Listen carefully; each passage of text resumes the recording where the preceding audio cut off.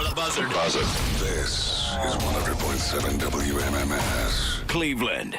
Call the Alan Cox Show. Where's the best place in America to meet single girls and guys? 216-578-1007 or 1-800-348-1007. Girls. All I want is Wessex girls.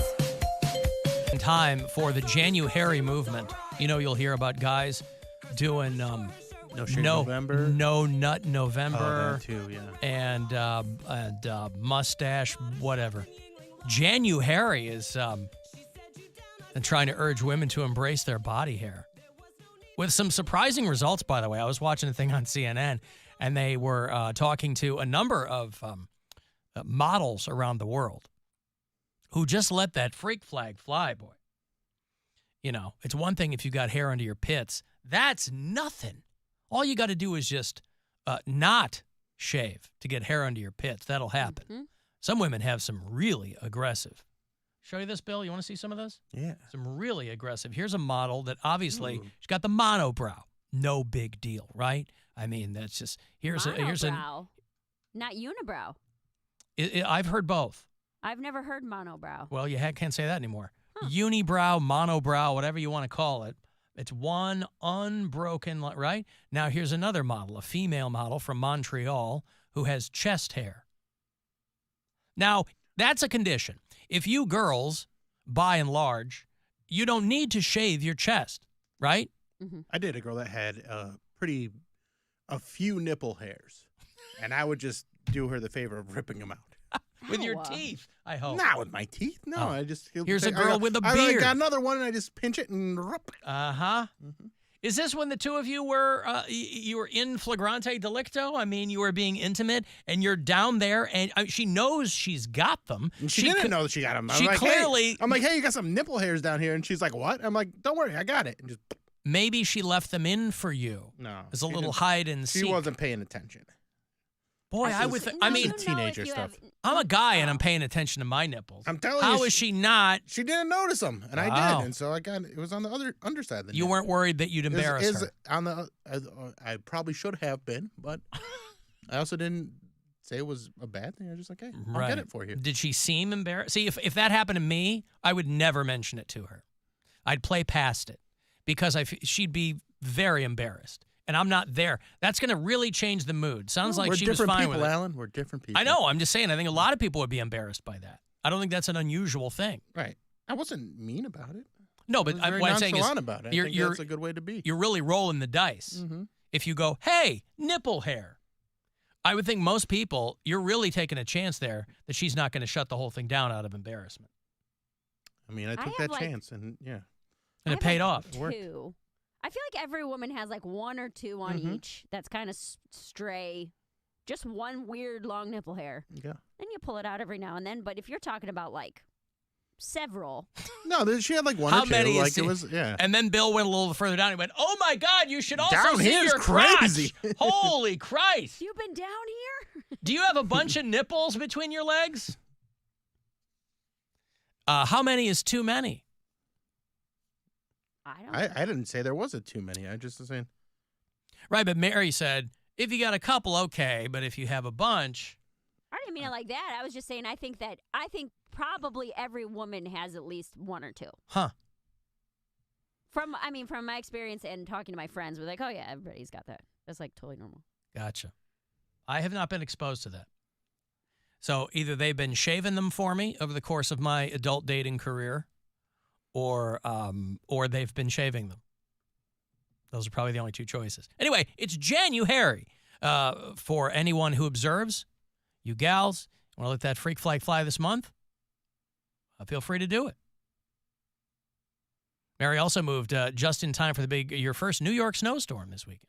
No. That'll be a good time. Who said that? The National Weather Service. They don't know what they're talking about. We're in it too. There's this big map. I don't know that it's really going to be all that much here, but we're all in this big weekend snowstorm situation. I don't see anything. I was looking at it just yesterday. 35% chance of snow on Saturday.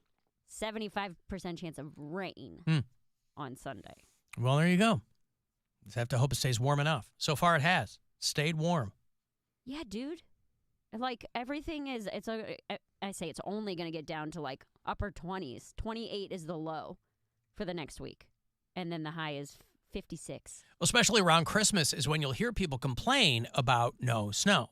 And I'm so unbelievably over snow that I don't care if it ever snows again.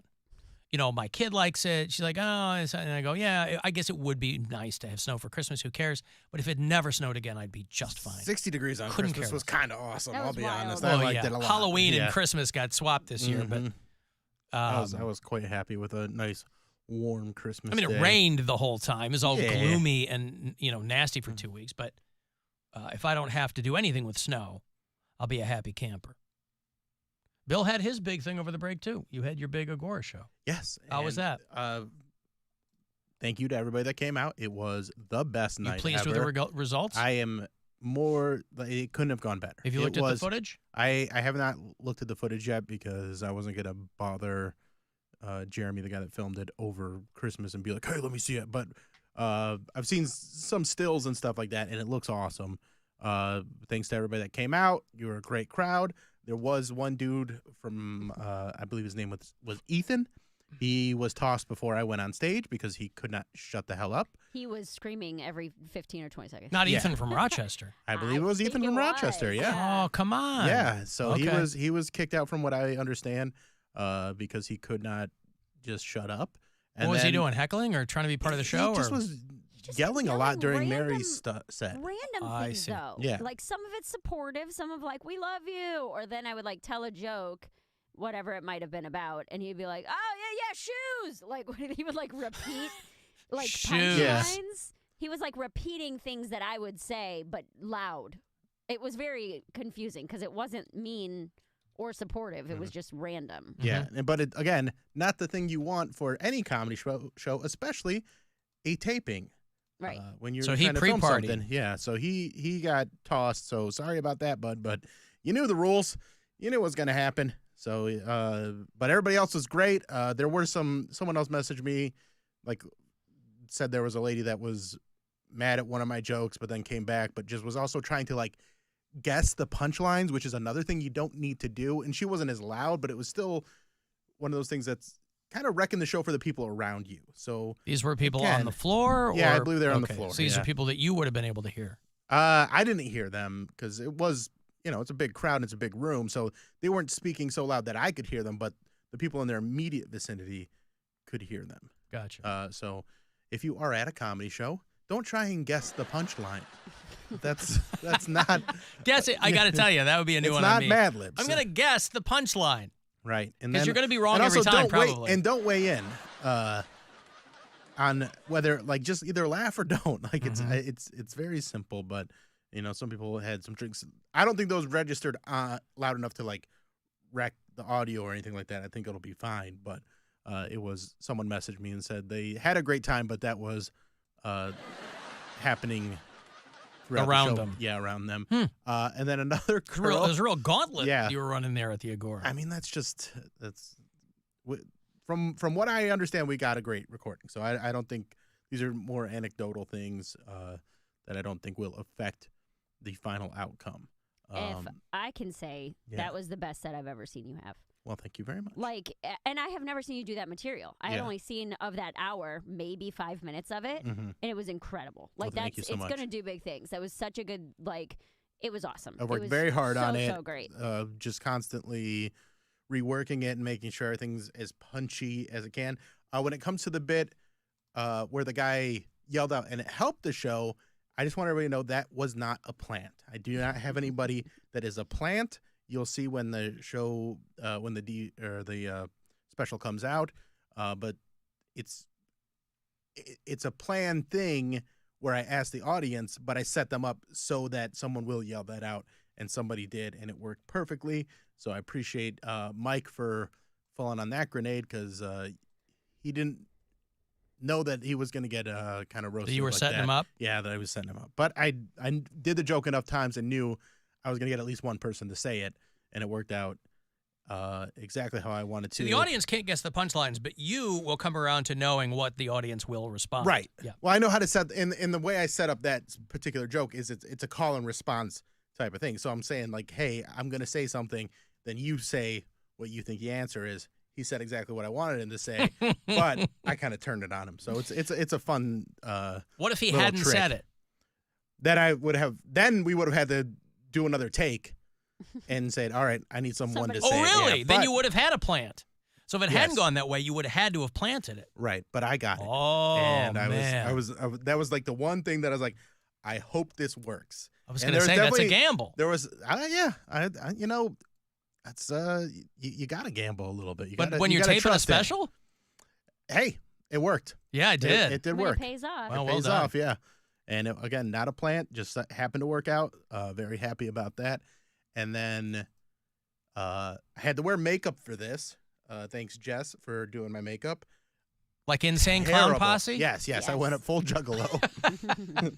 That's why it was the best set I've ever seen. Yeah. I was going to say. Yeah. That's Yeah, amazing. we're gonna figure out how magnets work once and for all. Uh-huh. Makeup is terrible, and then on What kind of makeup? Like pancake? like, they- well, like they just so put you a didn't little, glisten? Yeah, just so I wouldn't Flatten get you out? all shiny and Yeah. and my hair wouldn't get out of control and stuff like that. So that was interesting. But yeah, again, everybody that came out, thank you, Austin. This guy bought a poster, and he was so excited. And then he got home, and his dog ripped it up. And his girlfriend hit me up, and she goes, "How much for another poster? It got ripped up, and I'm so sorry, blah, blah, blah." And I was like, "Well, where are you guys? I'll mail you one." And she's like, "Oh, we're here." And it was close enough that I just drove over there and gave her one. I just surprised her on Saturday morning and dropped off a poster. I was like, "Hey, are you guys home?" And she's like, "Yeah." I'm like, "Okay, come outside." And she came outside, and he came outside and gave him a new poster because their dog ripped one up. Or they scammed me for two I was going to posters. say, Yeah. our stupid dog, we Yeah. thought our dog was only racist. It turns out it also doesn't like paper. Fat-phobic. Yeah, it doesn't like paper or anything like that. So everything was great. The after party at Old 86 was super fun.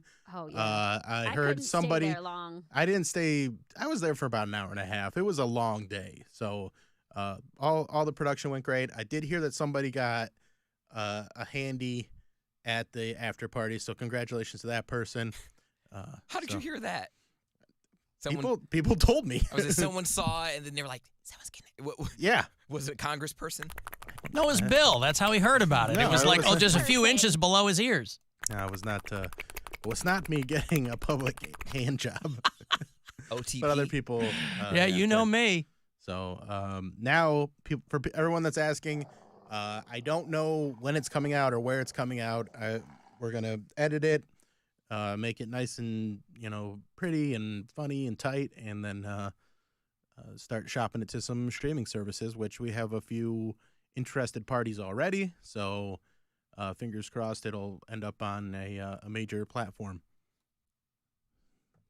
Alan, how come it's so easy to get kicked out of stand-up? Just people don't know how to be quiet. It's not, actually. I've never been kicked. I venture to say 95% of people have never been kicked out of a stand-up comedy show. Because So it's really not easy to get kicked out. there's a lot of people that don't follow the rule of be quiet when you're Right. when you're not supposed to talk. Like you're not supposed to talk at a stand-up show.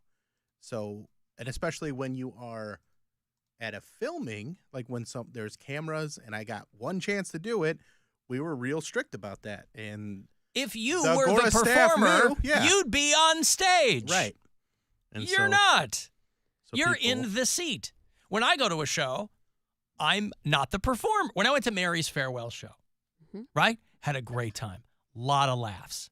I didn't get kicked out. I saw the full show.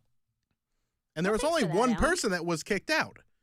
So it's not like it's that like there's a lot of people that were at that show and they were not kicked out. So it's not that easy to get kicked out of a stand-up show. There's just sometimes people that don't understand how it works. There's some people who don't understand one rule.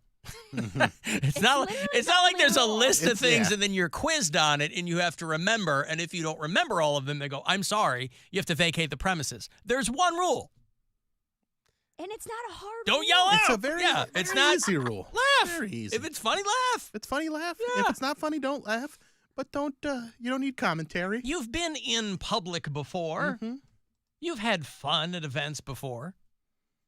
I mean, when we would do the Alan Cox Show comedy tour, I don't think people were regularly getting kicked out of that. That was a bit more of kind of a carnival vibe, too. But still, I don't think there were people getting kicked out of that. They were having fun.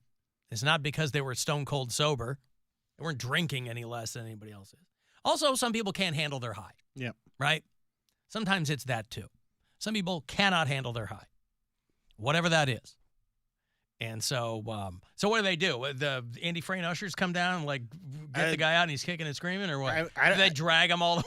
I think they got him out without any incident. I think. Just I mean, a tap on the the Agora shoulder? is nothing but professional. Thank you to everybody at the Agora. I gave that night I talked about the relationship that I have with Chris from the Agora and how it's grown over the years from our days at Peabody's to where we are now, and how special it was to film a special in that building, considering I've been to so many shows there and have that relationship with them. So that was really cool. And then the staff is just phenomenal. They take great care of me. They just made everything so, like, it should be a stressful day, but it was not stressful at all because everybody just did their job so well and just made it seem like it was just a really well-oiled machine. Was there a fruit plate? There was a Hummus plate. hummus and pizza. Veggies. Yeah, and veggies. Hummus and pizza. Hummus, veggies, pizza. No fruit? It's a hummus pizza. I didn't ask for fruit. You didn't ask for I fruit. didn't want no fruit. What? You go, hey, not one mention of a mango or a grape. I didn't need it. Wow. We had What broccoli. vegetables? Yeah, we had vegetables. It was Dipping vegetables. Broccoli, cauliflower, carrots, Oh, crudite. celery. yeah. Crudite, please. I'm sorry. She's all New York fancy now. Crudite. Had that. We had some Pepsi for Marty. Marty crushed as always. He's fantastic. So Pepsi Mary- was on his ride. And again, thank you to Mary who went up there and laid down the law so that everybody saved that one person. Apparently not well enough, Mary. What am Good I job. doing? What am I Followed the doing? rules and she set everything up so that I could go up there and just not have to worry about the audience being butts. Well, I'm a hero, so. You are a hero. Thank you. You're welcome. Appreciate it. And I paid you like a hero. So Just pay me like a Paid hero. like a hero. I paid her very well. It helped in my move. Yes. Mhm. I was happy to do so. Well, that's exciting. All right. Well, so you don't know when you'll see it? When you'll I see mean, kind of the I'm gonna hit- raw footage? I'm going to hit Jeremy up this week and try and get a look at it, but I'm not in a huge hurry because it's, we'll get it done and we'll, he's excited about it. I'm excited about it, but we're not going to rush it or anything like that. Right. So Yeah, a lot of people will point out, and a couple of people have texted this, and we've talked about it with comics who've come through too, that because so many comics post crowd work clips now on social media, that people think that's part of the thing. Except that those crowd work clips are usually in kind of an official Q&A capacity. Right. Right. But especially if you're doing a taping and you're like, hey, we ask that you X, Y, and Z. We Because lay even it comedy out clubs for you. Yeah, even comedy clubs didn't used to have the disclaimer at the Mhm. top of the show. You go to Hilarities, they're like, hey, turn off your phones, don't talk, Yeah. don't yell. Didn't used to be like that. It was every man, woman, and child for his or herself up on that stage. You didn't get any, hey, everybody, be cool. But if they have one, you go, whatever. Alan, it was a treat to see Marty in person. I don't know if they're being facetious or I'm if sure. they are being serious. I think they're being serious because All right. Marty he's the best. He's a delight. He is. I'm going to break here. I want to go see The Devil Wears Prada, the band, not the movie. They're coming through, doing a tour that will bring them to the House of Blues on the 21st of this month. The Metalcore Dropouts Tour, presented by 2 Hours to Midnight. Devil Wears Prada and a handful of other bands.